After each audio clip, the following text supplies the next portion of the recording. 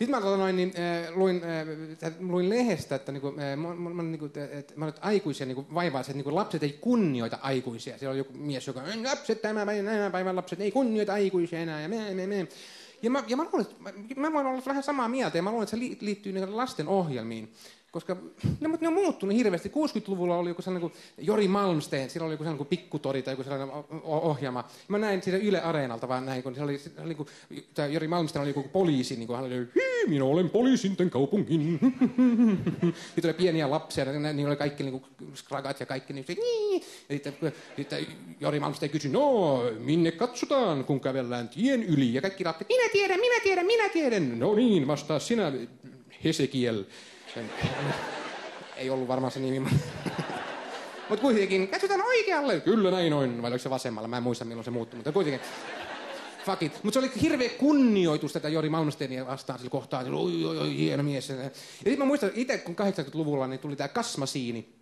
Mutta sitten oli joku nuori niin mimmi istui siellä sohvilla ja sitten niin söi popcornia yhdessä. Sitten lapset oli mukana siellä vielä. Mutta oli vähän rennompi fiilis, mutta kaikki lapset kuitenkin kunnioitti. No niin, joo.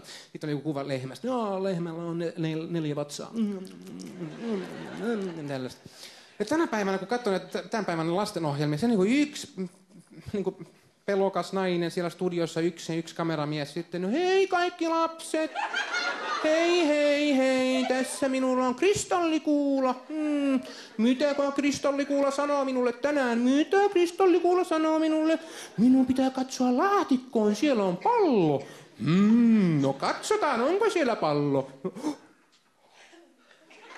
Täällä on pallo. No ei ihme, että lapset ei kunnioita meitä enää. Tässä on pallo. Fuck you ja sun pallo, satana.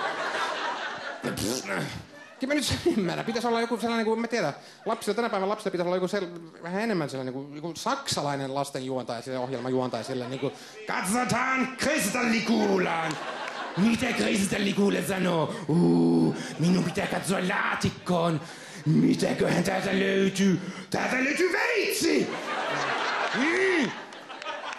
Kyllä tulisi kunnioitusta taas. Toisella tavalla. Mut tulis. Ai niin, unohdin